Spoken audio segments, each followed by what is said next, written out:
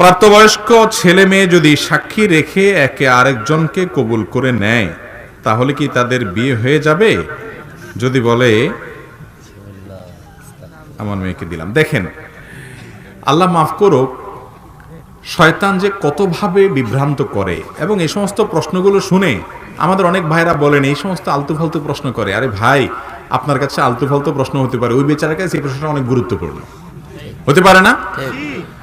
একবার রমজান মাসে আমার মনে আছে, আমি দুপুরে মোবাইল, সাধারণত রমজান মাসে দিনের বেলা ফজরের পরে একটু এশা টেশা করে তারপর আমরা ঘুমাই আমাদের বাসায় সবাই। তো লম্বা ঘুম দিয়েছি, মোবাইলটা সাইলেন্ট করি। ঘুম থেকে উঠে দেখি একটা নাম্বার থেকে অনেকবার কল, বলে গেছি মানে 15-20 বার হবে, এরকম আরো বেশি হইতে পারে, এতবার কল একটা নাম্বার থেকে। তো তাড়াতাড়ি কল ব্যাক করলাম। একটা মানুষ এতবার কল দিছে, কে কোন বিপদে পড়ছে আল্লাহ জানে। ধরার পরে অপর প্রান্ত থেকে এক মহিলা ফোন ধরলো। ধরার পরে বললাম যে বোন, এতবার ফোন দিচ্ছেন, কোনো অসুবিধা? বলে হুজুর একটা জরুরি মাসআলা দরকার আমার। আমি আচ্ছা বলেন বলেন। তো উনি বলেন যে মাসআলা হলো স্বামীর পকেট থেকে টাকা চুরি করা জায়েজ আছে কিনা। আমার রাগ হইল। আমি বললাম যে এটা আপনার জরুরি মাসআলা হলো, আপনি এতবার কল দিয়েছেন, আমি পরেশান হয়ে গেলাম দেখে। এটা একটা জরুরি মাসআলা হলো। যাই হোক, ওনাকে মাসআলা উত্তর দিলাম, দিয়ে আর রাখলাম। এরপর আমার স্ত্রী তাকে শুনেলাম গল্পটা। আমি বললাম যে এটা কোনো কথা?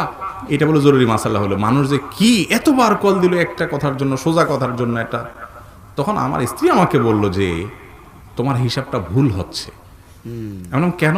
বলে যে তোমার কাছে যেটা খুব তুচ্ছ মাসালা, এটা তার কাছে অনেক গুরুত্বপূর্ণ। ওই বেচারি হয়তো স্বামীর পকেটের টাকাটা আজকেই পাইছে, এখনই তার উত্তরটা দরকার।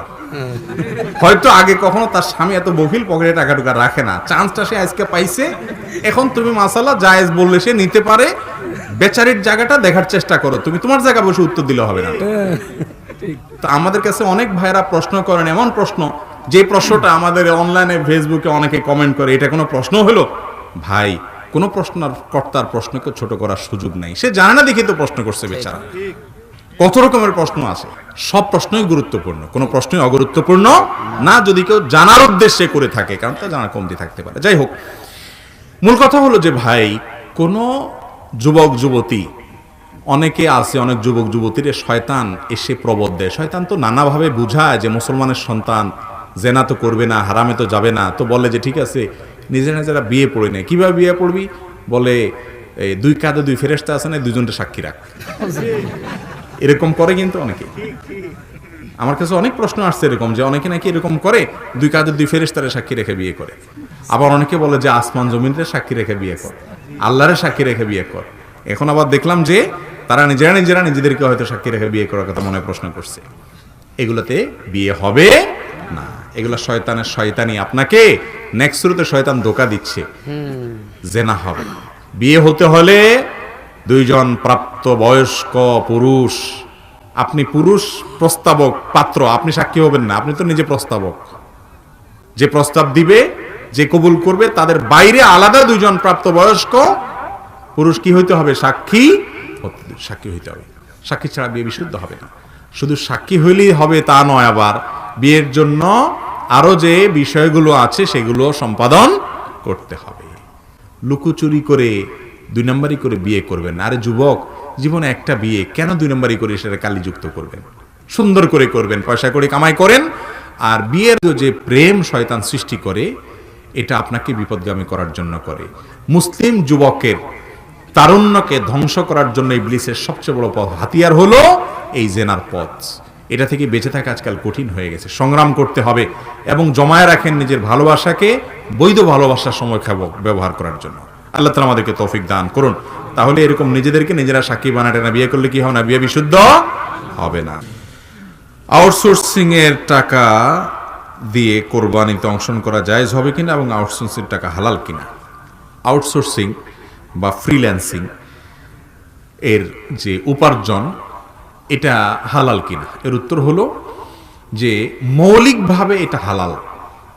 দেখতে হবে আউটসোর্সিং করে আপনি কি কাজ করছেন, ফ্রিল্যান্সিং করে আপনি কি কাজ করছেন। আপনি অ্যাজ এ ফ্রিল্যান্সার যদি একটা হারাম কাজের অর্ডার নেন, ধরেন একটা মদের প্রোডাক্ট, এটা ডিজাইনের কাজ নিয়েছেন আপনি, তাহলে আপনার কাজটা হারাম হবে, এটার উপার্জন হারাম হবে।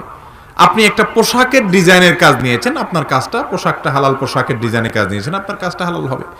আপনি ফ্রিল্যান্সিং করে কি কাজ করে দিচ্ছেন ক্লায়েন্টকে, আপনার ক্লায়েন্টকে যে কাজটা করে দিচ্ছেন সেটা যদি কি হয়, হালাল কাজ হয়, তাহলে সেটার উপার্জন আপনার কি হবে, হালাল হবে। আর যদি সে কাজটা হারাম হয় তাহলে তার উপার্জনটাও কি হবে, হারাম হবে। এটা হলো অনেকটা শেয়ার মার্কেটে বিজনেসের মতো। অনেকে এটাও জিজ্ঞাসা করেন যে শেয়ার মার্কেটে ব্যবসা করা জায়েজ আছে কিনা। মৌলিকভাবে শেয়ার মার্কেটে শেয়ার কেনা বেচার ব্যবসা করা এটা জায়েজ আছে। কোন কোম্পানির শেয়ার কিনছেন, তাদের কাজ কি, পলিসি কি, আপনি যে শেয়ার কিনছেন সেখানে কোনো হারামের ভাগীদার হচ্ছেন কিনা, এটা হলো দেখার বিষয়।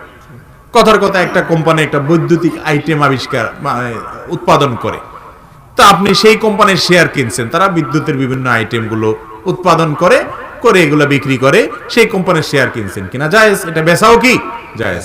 আমাদের দেশের শেয়ার মার্কেট এটা অবশ্য দুনিয়ার অন্য 10টা শেয়ার মার্কেটের মতো না। এটাকে সংশ্লিষ্টরা, এই বিষয় বিশেষজ্ঞ যারা, তারাই বলেন এটা জুয়ার মার্কেট। তো এটার কথা আমি সাধারণ শেয়ার আন্তর্জাতিক ভাবে বা যেখানে সত্যিকারের যে শেয়ার কেনা বেচা হয়, জুয়ার মতো কোনো কারবার নাই, সেই কথা বলছি, কমন কথা বলছি, সাধারণ মাসালা বলেছি। ফ্রিল্যান্সিংটা এরকম, যদি আপনি হালাল কাজ করেন তাহলে তার মাধ্যমে উপার্জনটা হালাল হবে। আপনি 10টা কাজ করছেন, 2টা হালাল করছেন, 8টা হারাম করছেন, তো 2টার টাকা আপনার হালাল, বাকিটা হারাম। কথা কি বুঝাতে পারছি?